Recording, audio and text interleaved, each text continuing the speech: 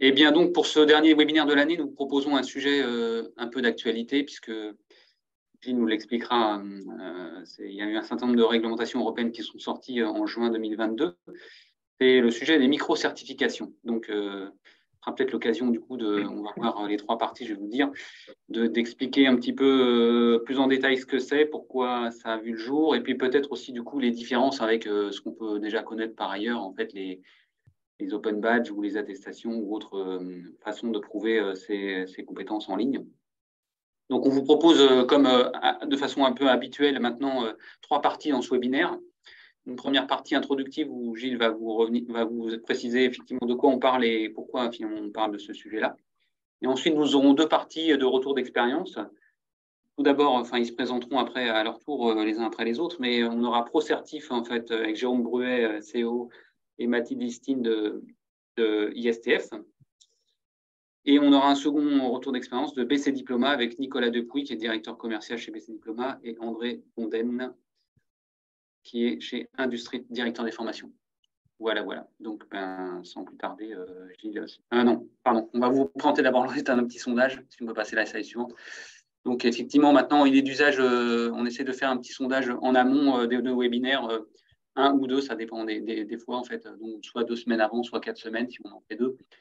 Donc, pour prendre un peu, on va dire, le pouls de votre perception des choses. Donc là, on voit très clairement sur plus d'une cinquantaine de répondants à notre sondage que finalement la situation est assez mitigée entre celles et ceux pour qui finalement le sujet de la micro-certification est déjà une réalité en 2022. Peut-être qu'ils ont commencé à mettre en place des choses, on va voir.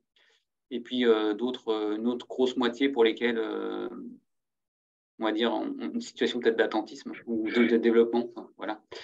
Donc, situation assez contrastée. Donc, on va pouvoir enchaîner sur finalement l'introduction de Gilles. C'est à toi, Gilles. Oui, bonjour à tous. Bonjour à tous. Donc, comme vient de le dire Loïc, en juin 2022 est sortie une recommandation du Conseil de l'Union européenne sur, donc je vous ai mis le titre là, sur une approche européenne des micro-certifications pour l'apprentissage tout au long de la vie. Alors, qu'est-ce qu'une micro-certification? Donc, dans mon introduction, je vais me reporter à cette recommandation, hein, puisque cette recommandation, donc, je vous l'ai dit, donc, est sortie en juin 2022. Elle fait partie d'un package de trois recommandations. Donc, une recommandation n'a aucun, comment dire, ne fait pas loi, hein. C'est seulement une recommandation pour les États membres. Ils ne sont pas obligés de l'appliquer, mais c'est fortement recommandé de l'appliquer. Il y avait trois recommandations qui sont sorties le même jour. Une donc sur les micro-certifications, une sur les comptes de formation individuels et une troisième sur la formation à la transition écologique. Et on voit que les deux premières, sur la micro-certification et les comptes de formation individuels, ont été fortement influencées par la France, puisqu'elles ont été publiées suite à la présidence de la France au Conseil. Alors, la définition que nous donne cette recommandation des micro-certifications, il parle d'un relevé des acquis d'apprentissage donc obtenu par un apprenant à la suite d'un petit volume d'apprentissage. Donc, les micro-certifications répondent à des certifications sur des petits apprentissages, des petits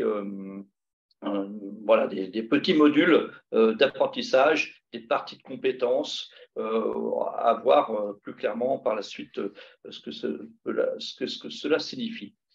On nous dit que les expériences d'apprentissage menant à des micro-certifications sont conçues pour doter l'apprenant de connaissances, aptitudes ou compétences spécifiques et qui doivent répondre aux besoins sociétaux, personnels, culturels ou du marché du travail.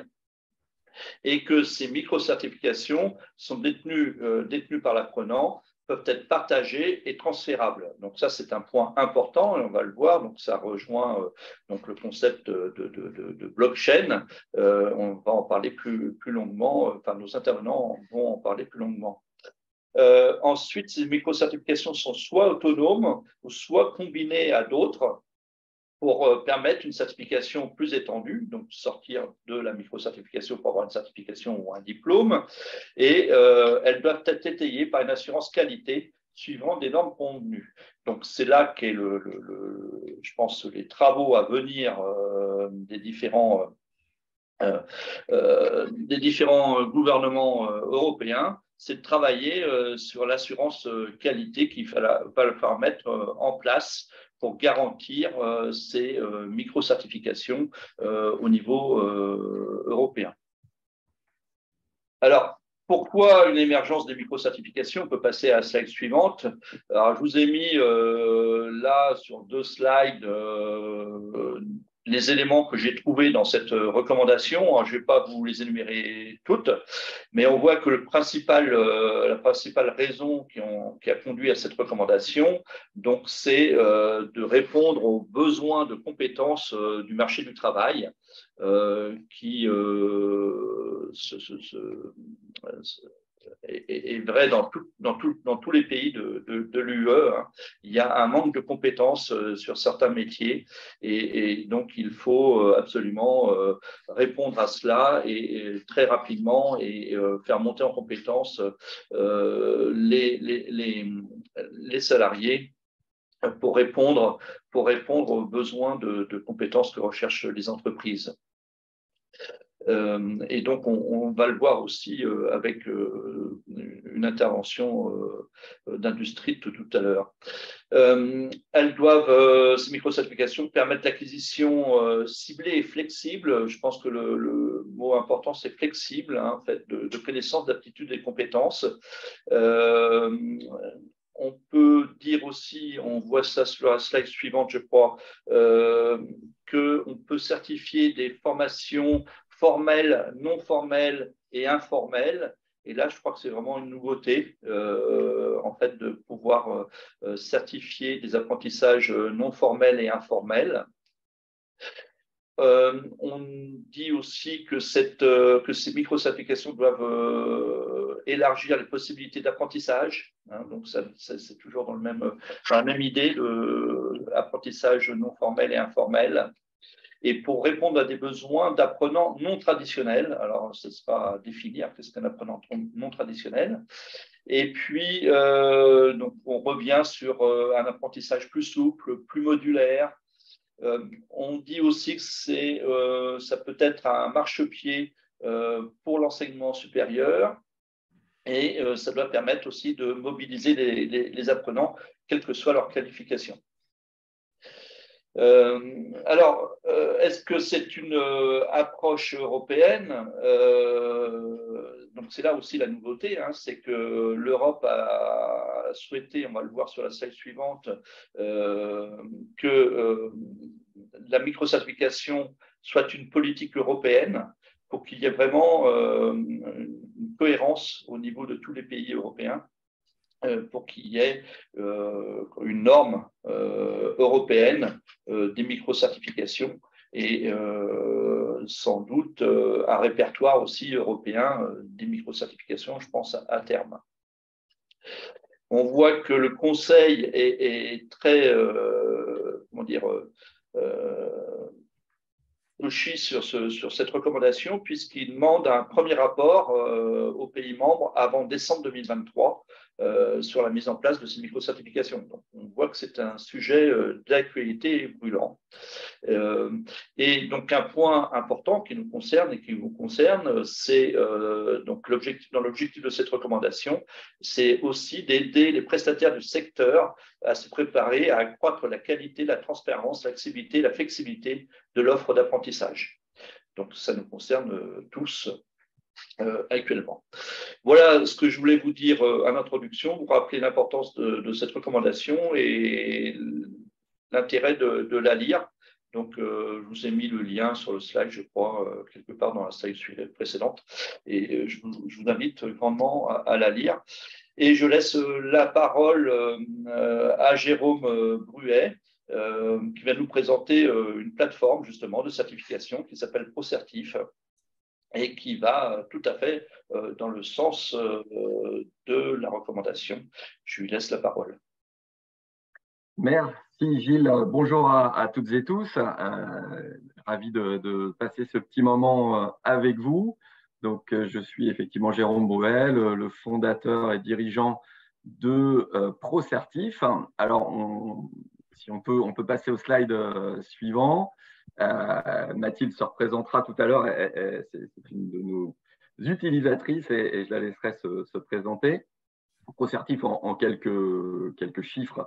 On est une société relativement jeune, comme vous l'avez compris, en phase avec ce marché également relativement jeune, mais extrêmement dynamique. Aujourd'hui, on est 10 collaborateurs, on a un peu plus de 100 clients et à date, on a 50 000 certifiés sur nos systèmes. On va passer au slide suivant. Et qu'est-ce qu'on met derrière ce type de plateforme de micro-certification? Eh bien, il y a plusieurs choses. Il y a la matérialisation des compétences validées par ce qu'on appelle en général le parchemin, le certificat, le badge, le diplôme, quelque chose qui va finalement matérialiser la ligne d'arrivée et atteint par le fameux certifié. Donc ça, c'est le premier point. Évidemment, on peut faire ça de manière très, très simple dans notre solution. Le deuxième élément, c'est qu'une certification, eh bien, pour qu'elle ait du sens, il y a le parchemin, mais il y a aussi le protocole d'évaluation. Et Gilles, quand vous parliez de sans doute la démarche et l'assurance qualité qui allait être mise en œuvre par l'Europe, eh bien, c'est assurément cette démarche d'évaluation qui va être au cœur de l'enjeu, puisque il y a une corrélation forte entre la pertinence d'une certification et la pertinence de l'évaluation qui est mise en œuvre. Donc, c'est le deuxième point de la plateforme qu'on propose. Et puis, après, il y a un système, on va dire, plutôt de process, de workflow. Quand on certifie, on arrive en général en bout de chaîne d'un parcours de formation. J'ai vu dans le chat qu'il y avait quelqu'un qui posait la question est-ce que c'est informel ou formel, comment on les différencie? J'ai envie de dire que c'est une bonne question, mais c'est justement plus la question quand on fait de la certification. C'est une bonne question de formation, mais le propre de la certification, c'est d'être une ligne d'arrivée et donc de valider que les gens ont atteint la ligne d'arrivée, quel que soit finalement le chemin qu'ils prennent. Il peut être formel, il peut être informel, mais ils atteignent cette ligne d'arrivée. Donc, nous, on est là pour matérialiser la ligne d'arrivée et puis gérer l'après-ligne d'arrivée, donc envoyer un certificat de manière automatique, de manière sécurisée, comme vous l'avez évoqué, par la blockchain. Donc, on va sécuriser ces diplômes, mais pas que par la blockchain. Le gouvernement français a fait aussi un espace de stockage passeport de compétences, on va aussi aller stocker dedans. Il y a la même chose qui est en train de se mettre en place au niveau européen. Donc, le principe, c'est d'aller sécuriser ces compétences dans différents endroits et de les faire rayonner, que chaque personne qui reçoit un certificat puisse aller le publier d'un clic sur son profil LinkedIn, sur son profil Facebook, dans son Instagram, enfin voilà, sur l'ensemble des réseaux sociaux qui donneront de la valeur à ce certificat. Voilà en très court ce qu'on fait. Si ça intéresse des personnes, n'hésitez pas à revenir vers nous, mais l'enjeu, ce n'est pas de vous expliquer la plateforme aujourd'hui, c'est plutôt de passer la parole à Mathilde, qui en est une utilisatrice et qui a fait passer son organisme de formation d'avant la certification, avant la micro-certification, à aujourd'hui un usage assez massif. Elle va vous en parler et je pense qu'on peut passer au slide suivant et passer la parole à Mathilde.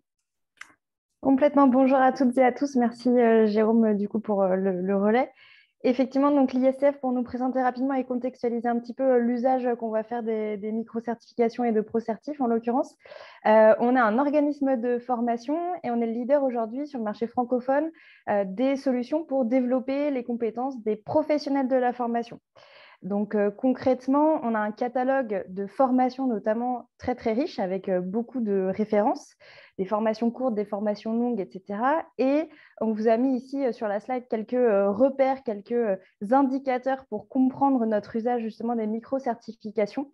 Et on peut voir tout d'abord qu'aujourd'hui, c'est 46% de nos formations du catalogue qui sont certifiantes. Donc, toutes certifications confondues, puisqu'aujourd'hui, on a des lignes d'arrivée, comme le disait Jérôme, qui sont soit des micro-certifications, soit des certifications déposées au répertoire spécifique, au répertoire national, le RNCP. Donc, justement, on peut voir que parmi nos formations, on a 43% de formations qui délivrent une micro-certification, donc qui permettront d'attester des micro-compétences. Donc, je trouve intéressant pour un organisme de formation que de voir qu'aujourd'hui, la certification, ce n'est pas juste des grosses certifications nationales, mais ça peut être également source de valeur et de développement de business que de développer cette partie-là. Et vraiment, à l'ISF, on le voit et on peut en témoigner largement. Autre chiffre pertinent, on a jugé bon de vous le communiquer. Aujourd'hui, on certifie plus de 4000 personnes par an et notamment 88% sur des certifications encore une fois, hors répertoires nationaux, hors RS, hors RNCP, donc sur des micro-certifications. Donc c'est énorme et on peut voir que ça occupe une forte place dans nos certifications, d'où la compréhension, on peut vite le voir, hein, que les organisations qui font appel à nous pour former, pour développer les compétences de leurs collaborateurs, mettent une grosse valeur, ont des grosses attentes sur cette partie certification, en fin de compte. Autre info importante, c'est la durée de nos formations, justement. Là, de notre côté, comme on est un organisme de formation, les actions de formation qu'on propose, elles sont plutôt formelles et elles durent en moyenne 9 heures pour les formations qui délivrent une micro-certification. Donc, encore une fois, n'ayez pas peur, vous qui faites de la formation, de développer des actions plutôt courtes pour matérialiser des micro-compétences. Voilà. Et puis, dernier indicateur qui montre encore une fois la puissance, là, cette fois-ci en termes de visibilité pour notre organisme de formation. C'est un fort levier marketing, hein, ces micro-certifications, puisque les apprenants, les organisations vont communiquer sur ces micro-certifications délivrées par ISTF. Donc, pour nous, c'est un gros levier de communication. Et on voit aujourd'hui que 44% de nos certifications communiquent leurs nouvelles compétences, leurs nouvelles certifications sur les réseaux sociaux dont parlait Jérôme. Donc, principalement LinkedIn, puisqu'il va s'agir de compétences dans un contexte professionnel, mais pas que, il y a aussi Facebook et Instagram. Donc, c'est vraiment source pour nous de développement de business important. On l'a clairement vu depuis qu'on a matérialisé toutes ces certifications. On utilise ProCertif depuis environ 2 ans maintenant et c'est un gros levier pour nous. Voilà. On peut passer effectivement à la slide suivante. Ce qu'on s'est dit aussi, c'était utile de vous parler des modalités d'évaluation. Encore une fois, pour vous partager cette rigueur. En fait, ce n'est pas parce qu'on est sur des micro-certifications qu'on fait n'importe quoi. On s'appuie sur des vrais protocoles d'évaluation qui sont définis et qui nous permettent, encore une fois, d'apporter de la valeur aux certifications que l'on délivre, même si ce sont des micro-certifications. Donc, par exemple, pour nos formations courtes, on va prendre en compte l'assiduité dans le cadre de la formation suivie.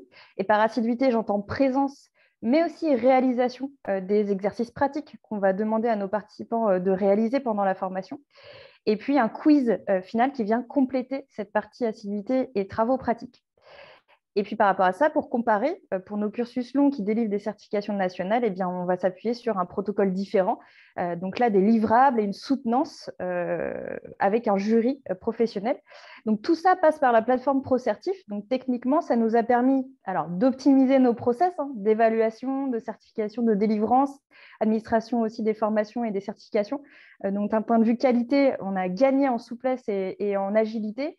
Mais globalement, ça nous a réellement permis de gagner en efficacité sur ce marketing de la formation grâce à la certification.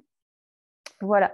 Donc évidemment, les feedbacks de nos apprenants et de nos clients sont extrêmement positifs. Ils recherchent aujourd'hui ces micro-compétences, ces micro-certifications. C'est le cas depuis un moment pour les certifiés, pour les apprenants que l'on accompagne. C'est de plus en plus le cas pour les entreprises qui cherchent à piloter les projets, alors dans notre cas de transformation de la formation, de transformation digitale de leur formation, ils pilotent ces projets-là grâce aux compétences en fait, qu'on matérialise via les micro-certifications délivrées à leurs collaborateurs. Donc, il y a vraiment plein de bonnes raisons de passer à ça en tant qu'organisme de formation. Donc, voilà, dans les questions par la suite, n'hésitez pas à en poser si ça vous intéresse. Je vois qu'on est dans le timing. J'ai vu passer quelques questions dans le chat. Si je peux profiter, ou vous me dites, Loïc ou Gilles, si c'est pas le moment. Mais il y a beaucoup de questions autour de à la fois la légitimité d'une certification qui n'est pas reconnue par une instance quelle qu'elle soit. Alors ça, il faut bien voir qu'on a une vision très franco-française de la certification, qui est complètement biaisé par le RNCP et finalement encore plus biaisé par l'éligibilité CPF. Et finalement, la valeur qu'on donne aux certifications en France sont des valeurs très souvent qui sont du type, du type ça a de la valeur parce que c'est reconnu par le France Compétences et parce que c'est éligible au CPF. Mais derrière, il y a une notion plus large de la valeur d'une certification qui, elle, par contre, est une définition mondiale qu'on va retrouver dans tous les pays. Et cette définition, elle tient sur 3 critères. C'est les 3 critères de l'AFNOR en termes de valeur de certification. Premier critère, c'est d'avoir défini un bloc de compétences correspondant à une aptitude opérationnelle. Première chose, c'est voilà, est-ce que vous avez clairement défini les compétences qui conduisent à une aptitude opérationnelle liée à cette certification? Premier point. Le deuxième point qui crée de la valeur, c'est le protocole d'évaluation. Et on voit bien qu'entre un protocole d'évaluation qui est juste la feuille de présence, et on va finir par faire une simple attestation à la fin du parcours, et éventuellement, je mets une évaluation en ligne. Ben là, je vais peut-être aller plus loin. Comme le disait Mathilde, je vais vérifier que les travaux pratiques ont été faits. Je vais encore aller plus loin dans l'évaluation. Et puis, si je finis par une soutenance, un jury de l'évaluation en situation de travail, on voit bien que tout ça va faire que le protocole d'évaluation, il est plus ou moins exigeant. Et donc, ce protocole, plus il est exigeant, plus il va donner de valeur à la certification. C'est le deuxième point. Et puis, le troisième point qui crée de la valeur, c'est le côté inaltérable de la preuve du certificat. Si le certificat, c'est comme la planche à billets que vous pouvez faire tourner et que vous faites des certificats avec des Word et des PDF, voilà, ce sera difficile d'avoir de la valeur avec ça. Donc, il faut à un moment donné que ce certificat il soit sécurisé. C'est pour ça que des structures comme BC Diploma ou la nôtre, on va utiliser la blockchain, on va utiliser le passeport de compétences de la Caisse des dépôts, on va utiliser le passeport européen pour aller sécuriser ces informations. Voilà ce qui crée de la valeur. Et attention à la vision franco-française, la valeur, c'est l'éligibilité CPF. Ça, c'est de la valeur économique pour l'OF, mais ce n'est pas la valeur forcément pour l'apprenant. Ouais, je complète juste aussi ce qui crée de la valeur également, on le voit nous, c'est le volume. Plus on va avoir de personnes certifiées, plus le monde, le marché dans lequel évoluent ces certifiés va reconnaître aussi la valeur de la certification délivrée et des compétences attestées grâce à ça. Donc, ça peut aussi être un moyen de légitimiser ces micro-certifications. C'est non seulement un moyen de légitimiser, c'est aussi un moyen de se dire, plus vous démarrez vite, plus vous allez rayonner et faire rayonner votre certification. Il faut toujours se rappeler que le TOEIC ou le TOEFL, ce sont des certifications 100% privées. Elles n'appartiennent pas à l'État, elles appartiennent à ETS, une structure 100% privée. Et imaginez la première personne qui a reçu son TOEIC. Elle devait se dire, ça n'a pas forcément de valeur, voilà, parce que c'était totalement inconnu. La 50e a peut-être changé un peu d'avis, la 1000e assurément, et aujourd'hui, tout le monde croit que c'est limite un diplôme d'État. Donc, le nombre de certifiés valorise aussi la certification. D'une certaine manière, plus vous démarrez vite, plus vous créez de la valeur.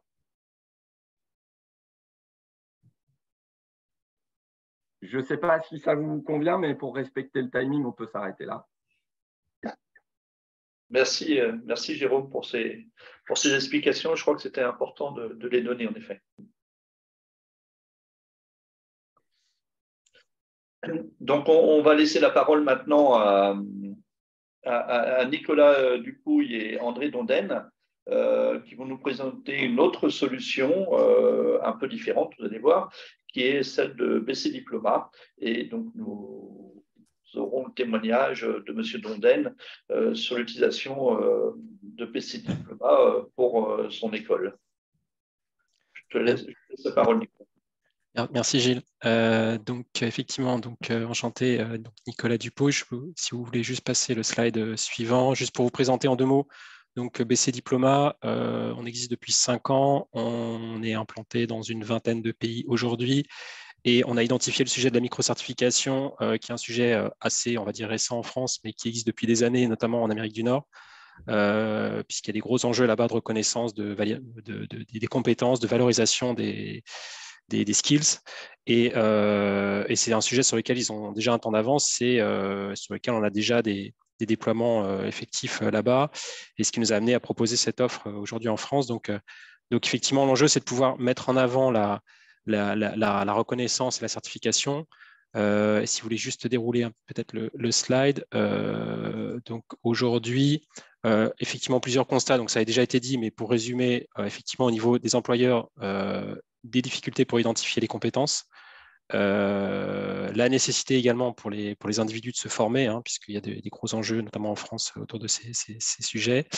Et évidemment, comme ça a été dit, un enjeu de marque, de développer la notoriété et d'offrir un service qui valorise, qui donne encore plus de valeur, je dirais, à ce que vous reconnaissez chez vos apprenants et avec un moyen, on va dire, simple de mettre cela en avant au travers donc de cet objet vérifiable qui est la micro-certification. Donc la micro-certification, c'est un objet aujourd'hui dont les données chez BC Diploma sont directement enregistrées sur la blockchain qui respecte des enjeux. Aujourd'hui, on sait qu'il y a il y a différents types de blockchains, différentes technologies. Donc, on est basé sur des blockchains dites à faible impact énergétique. L'enjeu, c'est que l'accès à l'information soit effectué sur la blockchain. Donc, on est vraiment sur la délivrance d'un document qui va être conçu pour être accessible facilement et partageable. Donc, tout ça est vraiment pensé pour valoriser et promouvoir la réussite. Si vous voulez juste passer au slide suivant, s'il vous plaît. Donc, voilà, avec un service ici qui est décrit sous la forme de cette fonction, qui est accessible sur tous les supports, qui permettent d'accéder directement à l'information sur la blockchain et avec un accès direct aux preuves d'enregistrement et qui est conçu pour être partagé. Et si vous voulez juste afficher voilà, merci, le point suivant, vous avez un exemple d'objet. Donc, je vous invite à flasher avec votre téléphone directement pour que vous puissiez apprécier la manière dont c'est reçu par un apprenant qui va pouvoir très simplement, via son téléphone par exemple, pouvoir partager son document avec un moyen simple de l'authentifier, puisqu'effectivement la preuve inaltérable et la notion de vérification, puisque je veux m'assurer quand je suis recruteur que cette personne est bien apte et bien compétente, je peux m'en assurer directement avec mon téléphone, avec cet objet donc, qui est cette micro-certification. Donc, je ne sais pas si vous avez eu le temps d'y accéder, donc n'hésitez pas à utiliser votre téléphone, sachant que c'est dans une présentation qui est une présentation de micro-certification qui répond à une norme aujourd'hui de partage qui est basée notamment sur la norme de l'Open Badge et qui est donc conçue pour être conservée, partagée et accessible dans des portfolios, des wallets, dans l'idée où on puisse accumuler plusieurs micro-certifications tout au long de ses parcours, de son parcours de formation. Lequel parcours, d'ailleurs, on va le voir avec l'industrie, va pouvoir s'intégrer dans un objet un peu plus global. Si vous voulez bien passer à la slide suivante, s'il vous plaît. Merci. Donc, c'est ce qu'on est en train c'est ce qu'on a développé, c'est ce qui est utilisé notamment à l'industrie. Donc, André pourra vous en parler. On est bien dans cette idée de pouvoir valider de manière progressive des différents ensembles. Alors, ça peut être des blocs, des modules, des micros, donc qui prennent la forme de micro-certification. Ça peut être des blocs de compétences, bien entendu, puisque c'est un des sujets également qui a été évoqué. Et tous ces objets peuvent s'accumuler et peuvent donner lieu à l'obtention finale d'un certificat, d'un titre, d'un diplôme. Donc, ce qu'on propose également au travers de la solution, ce diplôme permettant un accès à l'ensemble. Si vous voulez juste passer à l'affichage suivant. Merci. Donc, vous avez ici une restitution sous la forme d'une sorte de certificat global qui a été délivré à l'issue d'un parcours. Vous avez une restitution sous la forme d'une page web complètement personnalisable qui contient l'ensemble du parcours de l'individu avec, pour chaque objet qui a été validé, chaque micro-certification, la possibilité de retrouver le détail, le contenu des compétences, des modalités d'évaluation qui ont été actées au cours de la formation qui a pu s'étaler dans le temps. Et l'enjeu, c'est de pouvoir permettre un accès différencié à ces différentes micro-certifications, mais aussi de proposer une sorte de certificat final dans lequel que l'apprenant pourra là aussi mettre sur son profil LinkedIn, partager auprès de ses recruteurs qui pourront accéder à un niveau de détail qui est beaucoup plus fin qu'un diplôme, une attestation finale ou qu'un titre, par exemple. Donc, c'est exactement le sujet dont on a traité avec l'industrie. Donc, je vais laisser André développer ce projet. Merci Nicolas. Bonjour à tous. Donc, je suis André Dondaine, directeur des formations à l'industrie. Avant d'évoquer nos certifications, micro-certifications, est-ce que l'on délivre en tout cas auprès de nos jeunes, petite présentation succincte de l'industrie, puisque nous sommes un organisme de formation jeune, puisque nous avons 2 ans d'existence, dans lequel nous accueillons des jeunes de 18 à 30 ans qui sont avec un passé académique aussi divers et hétérogène que l'on a de jeunes à l'industrie. Ils sont tous demandeurs d'emploi et nous, on les recrute essentiellement sur leur envie et leur motivation à intégrer un métier du monde industriel. On propose une dizaine de métiers dans notre structure. Ça va de la conduite de ligne de production, de la maintenance industrielle. Donc, je ne vais pas faire le détail de tous nos métiers, mais très orienté sur une formation qui ne sera pas que certifiante ou diplômante, mais surtout notre objectif premier, c'est l'employabilité du jeune. Et nos jeunes, lorsqu'ils sortent de chez nous, ont pour quasi tous un emploi, que ce soit un CDD, CDI, ou pour d'autres, une poursuite de formation en fonction de leur orientation, de leur souhait d'évolution. Donc, vous voyez, on a 392 jeunes qui sont passés chez nous depuis 2 ans, 95 entreprises partenaires, tous domaines confondus. Et donc, sur nos jeunes qui sont sortis, puisqu'on n'en a pas autant que mon confrère précédent, on a 75 jeunes qui sont sortis, 75 embauchés pour suite d'études depuis janvier 2021. Alors, ceci dit, pourquoi on s'est intéressé à la micro-certification, à la blockchain? Et je vais passer sur la slide suivante, s'il vous plaît. C'est que l'on souhaitait reconnaître l'acquisition des compétences de nos jeunes pendant tout ce temps de formation, pas uniquement sur de la certification, comme on peut tous le connaître, qu'à travers soit un titre pro, un CQP ou un diplôme, mais surtout pouvoir aussi mettre en avant l'acquisition de compétences non seulement, comportementales, ce qu'on a vu précédemment quand on parlait de présence, d'assiduité, mais aussi d'apporter des éléments complémentaires sur certains métiers, avec des reconnaissances de micro-certifications qui sont propres par exemple, à de la conduite de ligne, ou par exemple du travail en hauteur. Et là, je vais répondre à l'une des questions qui a été posée dans la discussion. Est-ce qu'elles sont toutes ORN ou ORS? Pas toutes, non. On peut très bien délivrer, on va dire, des différentes micro-certifications qui correspondent à des temps de formation de 2-3 jours qui correspondent à un besoin du métier, mais qui ne sont pas systématiquement au sein du RNCP. Et donc, nous, notre souhait au sein de l'industrie, c'est de pouvoir délivrer, c'est ce que vous avez entre autres sur la slide, vous voyez donc John Doe, célèbre apprenti, que ce soit dans les séries américaines ou chez nous aussi à l'industrie, donc pour lequel on remet ce type de document, c'est un format carte de visite, qui vient recenser l'ensemble de ces certifications et micro-certifications qui ont émaillé son temps de formation chez nous. Donc, on y retrouve aussi bien un titre pro, par exemple, que l'acquisition par exemple, le pilote de drone, le brevet de pilote de drone délivré par la DGAC.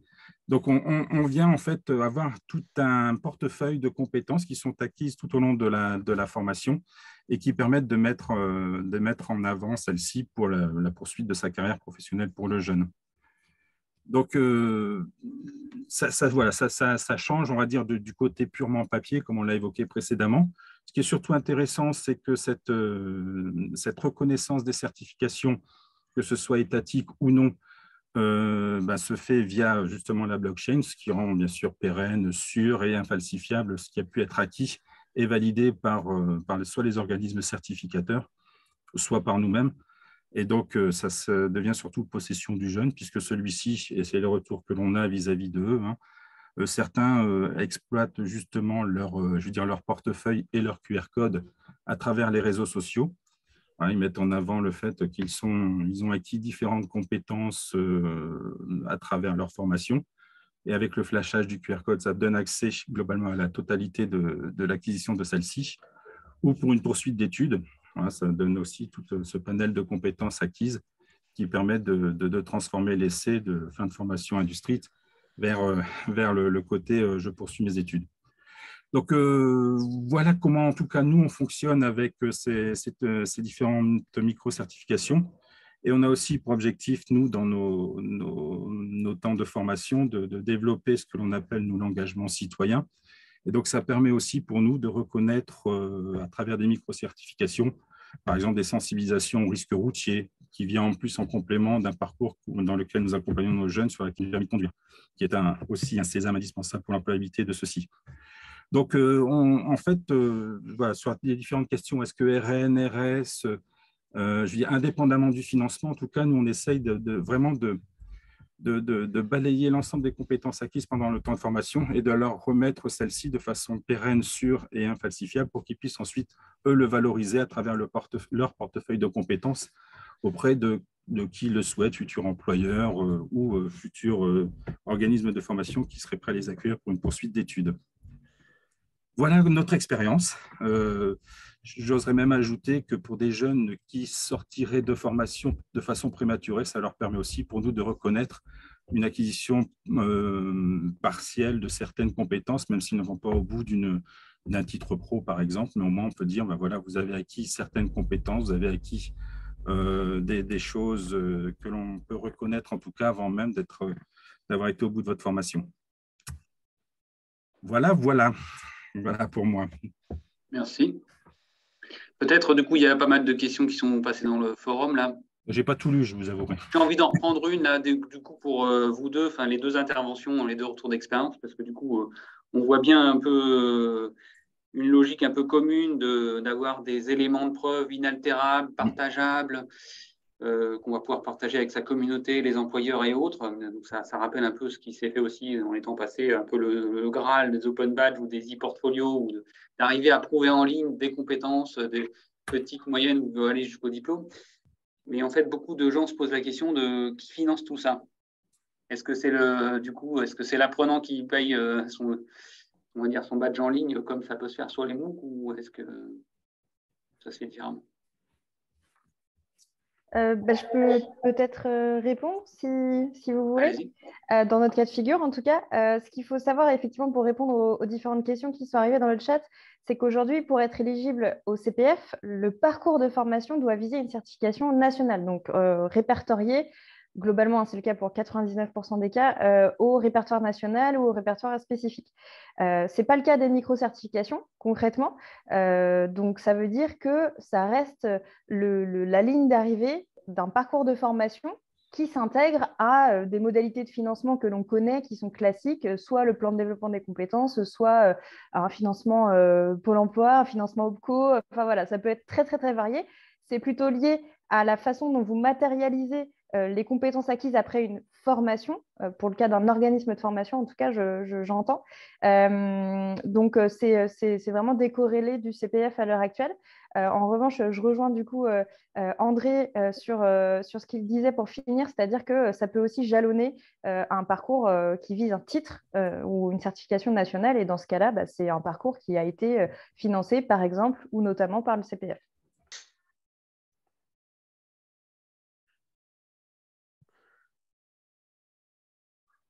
Un petit complément de réponse. Par rapport à ça, souvent, quand on est un organisme de formation, on peut imaginer que c'est un coût potentiel supplémentaire. C'est sans doute l'enjeu de la question. Donc, ce coût, qui le prend en charge? Très souvent, ce qu'on voit, c'est que nos clients intègrent au final, même s'ils l'ont pas forcément anticipé et intégré au moment où ils viennent nous voir, mais en fait, ce coût-là, c'est un coût marketing aussi. C'est un coût qui va être englobé dans une prestation marketing. Parce qu'à chaque fois que vous avez un stagiaire qui reçoit une certification et qui la publie sur son réseau social préféré, finalement, il vous fait une publicité. Et cette publicité, elle n'est pas gratuite, c'est aussi le coût de solutions comme BC Diploma, comme ProCertif et d'autres. Voilà, c'est le coût que vous allez payer, c'est aussi à englober dans un marketing que vous n'êtes pas aujourd'hui en capacité de réaliser avec cette puissance-là.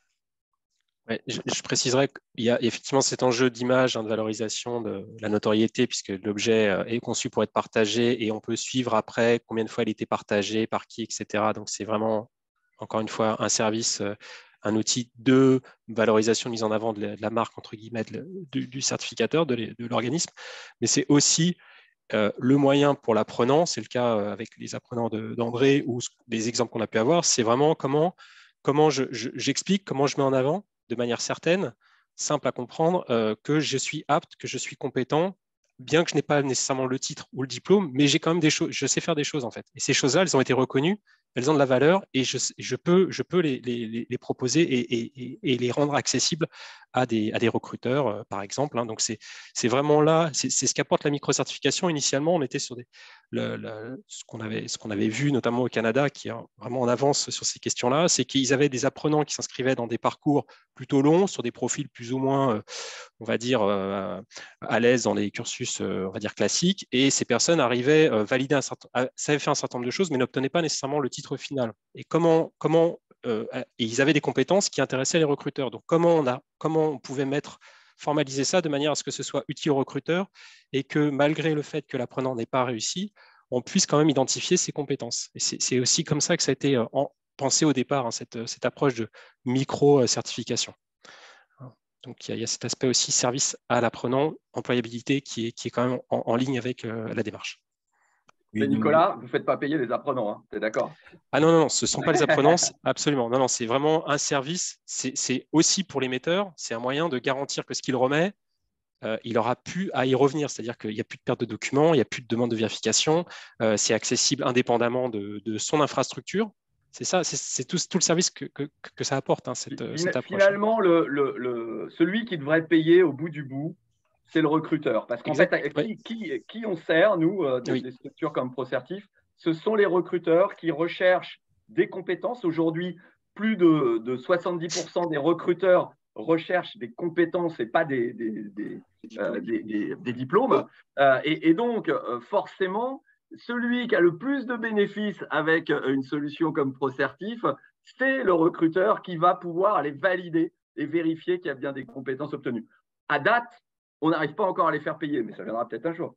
Merci pour cette partie. On va passer à une autre thématique de questions, mais juste pour reformuler, du coup, donc si on a bien compris vos deux réponses, quelque part, le coût, il est toujours intégré dans le produit en tant que tel et le bénéficiaire, enfin celui qui obtient la certification à la fin, il devient quelque part ambassadeur de ce produit, quelque part en le partageant. Donc, le ratio autofinancement par les apprenants, SVP, quelqu'un posait la question, il est à 0. Donc, du coup, c'est ça. Okay.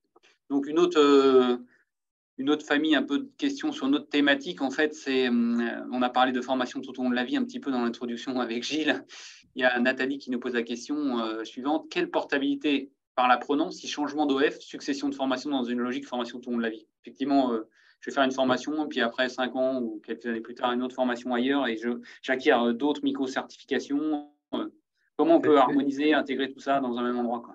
C'est toute la force de systèmes comme les nôtres, c'est que finalement, c'est un coffre-fort qui appartient à l'individu. Ce qu'on génère, c'est un coffre-fort individuel, même si, et ça fait le lien avec la question d'avant, potentiellement, il a été financé par un organisme de formation qui, à un moment donné, va remettre un certificat. Mais aujourd'hui, des structures comme des solutions comme les nôtres, elles vont rattacher les certificats à des individus. Ces individus peuvent passer dans X organismes de formation, ils peuvent passer dans X entreprises et au final, ils ont une entité, un wallet, comme on dit dans le jargon de la blockchain, qui sera le leur en réalité et qui va être totalement portable d'une structure à l'autre.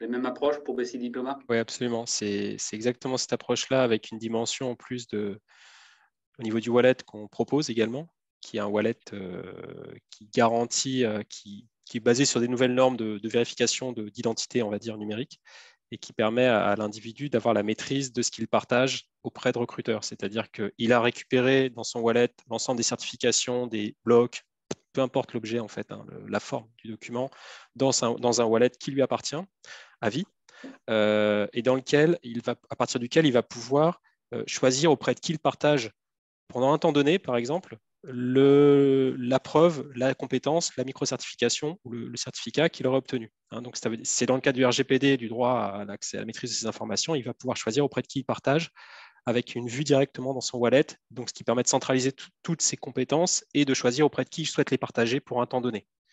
Donc, c'est vraiment dans cette approche et on est sur des projets aujourd'hui européens qui sont basés sur cette identité dite du verifiable credential, dont on pourra reparler ultérieurement si ça vous intéresse. Mais il y a des vrais sujets aujourd'hui au niveau européen notamment, sur cette gestion centralisée de l'identité et du wallet, avec l'ensemble des documents et des micro-certifications notamment reçus tout au long de la vie de l'individu.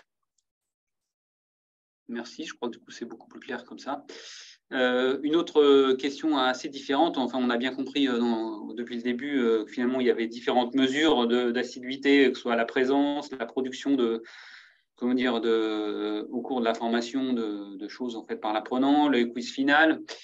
Vous avez parlé aussi du lien avec l'AFNOR en fait, mais Nadine nous demande finalement, mais ok, d'accord, mais qui contrôle ou valide la pertinence de l'épreuve de validation? Et même comment je vais pondérer en fait, ces différentes parties dans le fait qu'après la personne obtienne ou pas la micro-certification.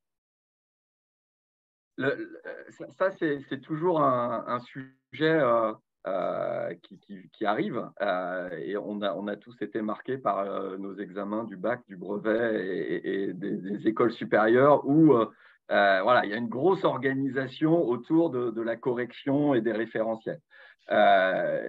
Mais le vrai sujet, et c'est très sous-entendu dans ce que Gilles a présenté en introduction, c'est ce qui était indiqué dans le document, la charte qualité qui va être mise derrière. C'est-à-dire que finalement, c'est les engagements de qualité plus qu'un organisme de contrôle du contenu de l'évaluation. C'est est-ce que la méthode d'évaluation respecte les best practices ou respecte les engagements européens dans un cas, nationaux pour le CPF, pour le RNCP ou le RS dans l'autre. C'est est-ce que les évaluations entrent bien dans ces démarches qualité. Et après, les questions qui vont être posées, les critères d'évaluation qui sont des points de détail et variants d'un organisme à l'autre, à partir du moment où on respecte la démarche qualité et le référentiel de compétences, les questions peuvent être différentes, les interprétations par des jurys différents seront forcément un peu différentes, mais au final, on atteindra, au même titre que quand vous faites la correction du bac, chaque jury a une petite interprétation, il y a toujours une marge de différenciation d'un établissement à l'autre, d'un groupe à l'autre, etc. On gardera ça. Mais la démarche qualité qui est au-dessus, c'est ça qui est clé. Pour finir, avant de laisser la parole aux autres intervenants, ça veut dire que si vous faites une certification privée qui va être évaluée par votre propre approche, ce qui est clé, c'est d'avoir écrit une charte de certification en amont. Et c'est l'adéquation entre cette charte de certification, qui est une nécessité, votre protocole d'évaluation, qui va donner du sens et qui va donner de la crédibilité à votre certification. Tout à fait. Il suffit de faire le parallèle avec les écoles de commerce, par exemple. Exactement. Chaque école de commerce propose des épreuves différentes et pourtant vous avez un diplôme qui a le même intitulé. Ou le cas du TOEIC, justement, qui est devenu une norme un petit peu reconnue. C'est une marque, effectivement, comme le disait Jérôme, qui a réussi à imposer ses critères d'évaluation et qui fournit des documents qui sont reconnus, acceptés et qui, par ailleurs, utilisent BC Diploma. J'en profite. pour générer leurs documents. Bravo. Oui, c'est le cas dans beaucoup dans certains métiers ou milieux professionnels où il y a des reconnaissances ou des certifications ou des labels, allez, je ne sais pas quel terme utiliser dans ce cas-là, qui reconnaît la compétence dans ce secteur d'activité et qui ne sont pas faites systématiquement issues du RNCP ou du RSI. C'est ce qu'on connaît, effectivement, comme vous le soulignez, André, dans beaucoup de choses, c'est que la base, c'est le référentiel de compétences. C'est le cas dans le domaine scolaire, hein, c'est le référentiel de compétences qui est commun. Les protocoles d'évaluation sont totalement différents d'un établissement à l'autre, mais doivent respecter ce référentiel de compétences. Et il en va pour toutes les évaluations du monde en réalité. Voilà. Beaucoup d'entreprises en fait donc forment leurs salariés et les habilitent à des tâches sans que le salarié ait la preuve qu'il a cette compétence. Voilà ce qu'apporte la microcertification, par exemple. Donc, les entreprises vont pouvoir délivrer des microcertifications garanties à chaque collaborateur et qui appartiendra au collaborateur lorsqu'il change d'entreprise. Donc, c'est vraiment l'idée d'élargir justement les attestations, hein, le système d'attestation pour que chacun puisse prouver ses compétences au niveau de réponse à des demandes d'emploi. Et aujourd'hui, on voit bien que de toute façon, le France Compétences est complètement saturé.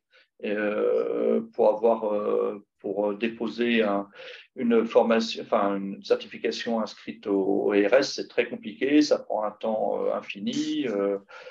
Donc là, l'idée de la recommandation européenne est vraiment de rendre ce système beaucoup plus souple. Mais en sachant, comme l'a dit Jérôme, qu'il faut, dans un premier temps, de mettre en place un système qualité pour garantir que ces micro-certifications soient équivalentes au niveau de la qualité dans tous les pays européens. On va passer à une autre question. Merci pour ces réponses là, qui sont très claires, qui montrent très bien que du coup, les lignes sont en train de bouger, notamment en lien ou en concurrence ou en complémentarité avec France Compétences, le RNCP et autres. Donc, je prends la question du coup de Samia qui nous pose la question suivante. L'usage des microcertifications montre en fait un affranchissement du RNCP. En quoi les microcertifs sont-elles ou deviendront-elles complémentaires ou en concurrence? Est-ce l'aube d'un nouveau versement du marché de la formation? Ça ouvre assez de débat là, allez-y. Alors moi, je ne pense pas que ce soit une concurrence du RNCP ou je pense que le RNCP, le RS et globalement la réforme qu'il y a derrière est excellente sur le fond.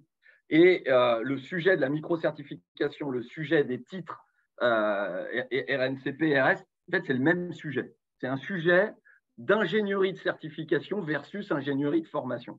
Et c'est ça le switch qu'on est en train de faire dans le monde de la formation. Au final, qu'est-ce qui risque de se passer?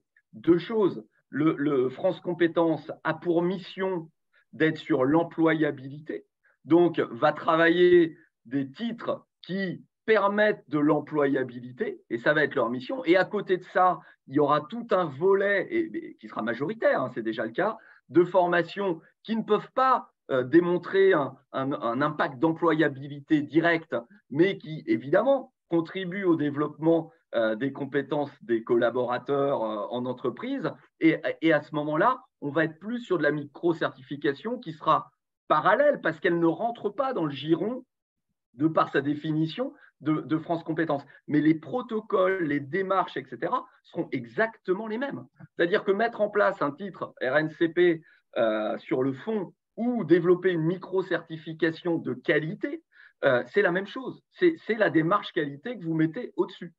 En revanche, il y a quelque chose qui est évident, c'est que quand vous rentrez dans du RNCP, du RS, vous avez tout un volet administratif, réglementaire, délai de traitement par France Compétences qui est à leur décharge liée à l'affluence, à sans doute un manque d'effectifs ou autre.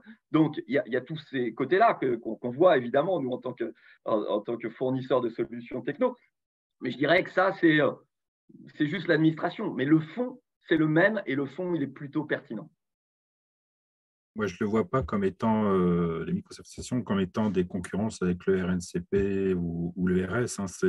Pour moi, on va plus tabler sur aussi la reconnaissance de l'acquisition de compétences qui ne sont pas forcément issues justement des objectifs ou du RNCP. J'évoquais tout à l'heure notre parcours qu'on propose aux jeunes sur l'acquisition du permis de conduire. Nous, on souhaite, avant même d'être uniquement sur le code et le permis de conduire, on propose un module de formation qui est plus dédié à la sensibilisation aux risques routiers, à l'environnement routier. Et donc ça, on travaille avec d'autres structures d'ailleurs pour donner aussi de la valeur à la micro-certification, pour dire, OK, tu as suivi ce module et tu as donc, on te valide l'acquisition de compétences sur notre référentiel qui nous est propre. Et ça, l'intérêt de le déposer à la limite au RNCP-RS aujourd'hui, ce n'est pas forcément l'objet ni le lieu. Donc, on est plutôt en complémentarité, justement, pour le package global qu'est l'employabilité pour moi, des jeunes que l'on envoie ensuite en entreprise.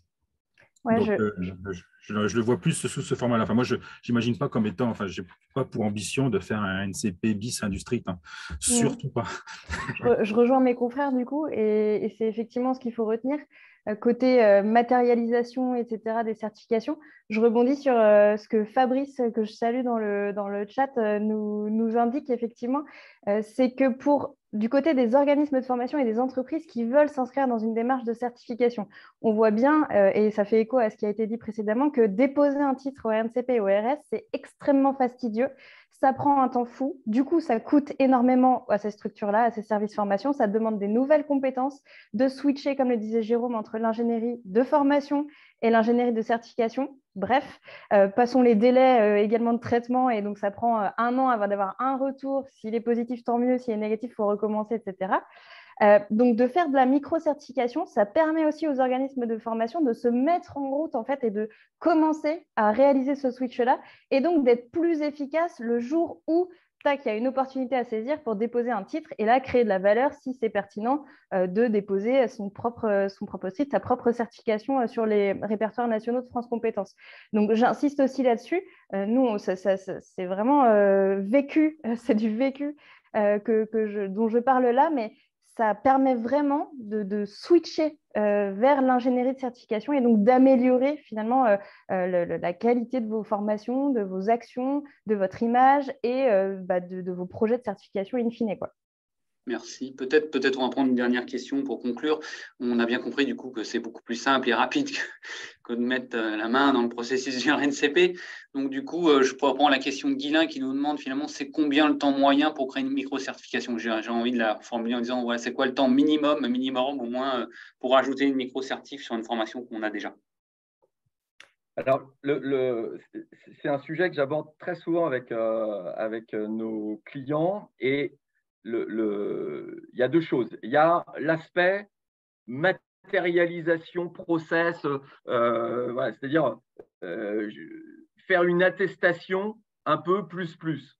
Ça, honnêtement, ça va extrêmement vite avec des solutions comme les nôtres. Techniquement, elles sont prêtes pour ça. Donc, j'ai envie de vous dire, vous jouez avec la solution en une demi-journée, vous avez de quoi délivrer des certifications.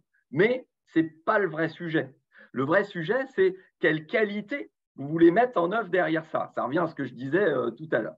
Et donc, la vraie difficulté, c'est le switch, le passage de l'ingénierie de formation à l'ingénierie de certification. Et je vais essayer de vous expliquer ça avec des mots très, très simples. En général, quand on fait une formation, dans le meilleur des cas, parce qu'on a bien respecté Calliope, on fait une évaluation sommative à la fin. Et qu'est-ce qu'on fait dans ces cas-là? On regarde les contenus qu'on a fournis et on pose des questions sur les contenus qu'on a intégrés tout au long de notre parcours. En général, c'est comme ça qu'on aborde les choses. Si on veut faire de la certification, il va plutôt falloir se dire quelle est l'aptitude opérationnelle que je vise et comment un professionnel, quel qu'il soit, va pouvoir valider à partir du questionnaire que je vais faire que l'aptitude opérationnelle est réelle, les compétences sont réelles. Et c'est ça la difficulté. C'est quelles sont les questions, quel est le protocole d'évaluation que je vais mettre en œuvre pour valider ces compétences. Donc, ce n'est pas un délai de traitement comme on peut l'entendre sur France Compétences, c'est un délai d'ingénierie, de maturité en termes de pédagogie appliquée à la compétence. Et ça, voilà, il y a un petit travail, un petit exercice, parce que quand on est formateur, même si on se dit, j'entends tous les jours des gens qui me disent, oui, mais ça, on le fait déjà, ce que vous nous racontez. Quand on les met devant le papier et le crayon à faire de l'évaluation de compétences, c'est plus la même histoire. Donc, c'est ce travail-là qui est un petit peu délicat, mais on parle d'heures de travail collectif pour bâtir cette fameuse évaluation. Une fois que c'est fait, vous avez votre certification. Elle est réelle, elle existe dans la solution. Le seul sujet, c'est le protocole d'évaluation. Tout à fait. Juste peut-être une question, parce qu'elle a été posée plusieurs fois.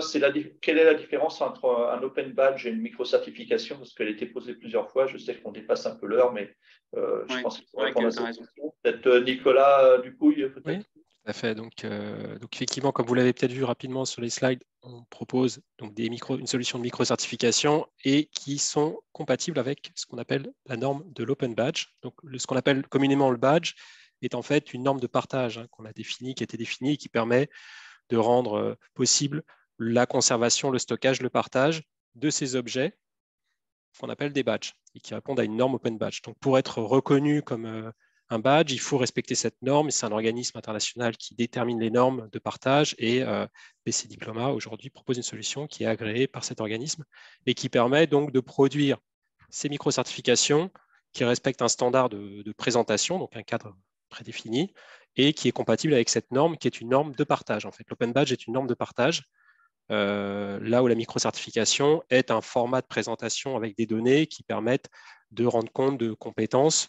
Le badge, tel qu'on l'entend aujourd'hui, tel qu'on le connaît aujourd'hui, est plutôt un badge qui va s'attribuer de gré à gré entre individus. La micro-certification va plutôt être un objet qui va être remis par un tiers, personne morale, organisme de formation, qui a une identité à vérifier, qui est opposable et dont on souhaite et qui souhaite attester d'une reconnaissance qui donne un petit peu plus de valeur à ce qui est délivré que si demain on s'auto-attribue un badge parce qu'on a participé à un webinaire avec la FFOD, par exemple. Donc on est vraiment sur un objet qui a une valeur plus importante, qui est sécurisé et qui est compatible avec une norme qui est celle de l'Open Badge. Merci Nicolas.